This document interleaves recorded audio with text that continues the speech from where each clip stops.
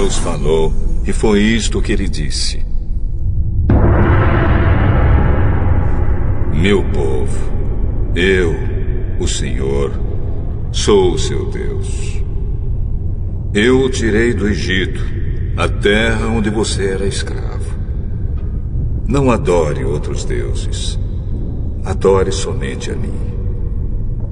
Não faça imagens de nenhuma coisa que há lá em cima no céu, ou aqui embaixo na terra, ou nas águas debaixo da terra.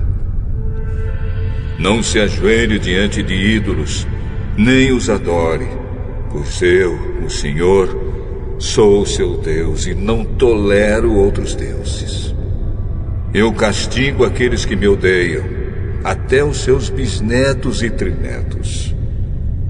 Porém, sou bondoso com aqueles que me amam e obedecem aos meus mandamentos, e abençoo os seus descendentes por milhares de gerações.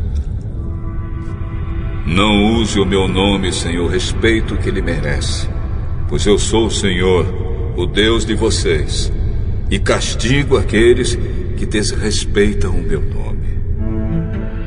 Guarde o sábado, que é um dia santo. Faça todo o seu trabalho durante 6 dias da semana.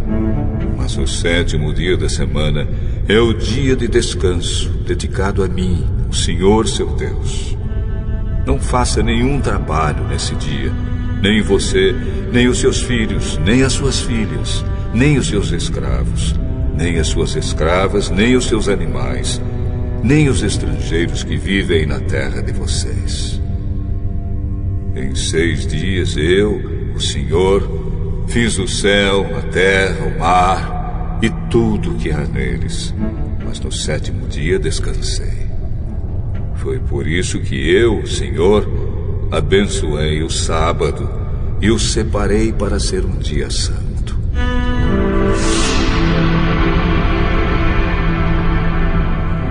Respeite o seu pai e a sua mãe, para que você viva muito tempo na terra que estou lhe dando. Não mate, não cometa adultério, não roube, não dê testemunho falso contra ninguém. Não cobice a casa de outro homem. Não cobice a sua mulher, os seus escravos, o seu gado, os seus jumentos ou qualquer outra coisa que seja dele.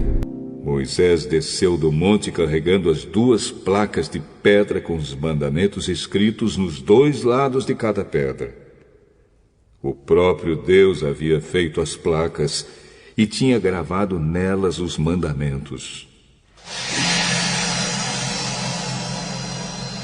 Josué ouviu o povo gritando e disse a Moisés: Estou ouvindo um barulho de guerra no acampamento. Não parece um barulho de vitória, nem um grito de derrota. O que estou ouvindo é gente cantando.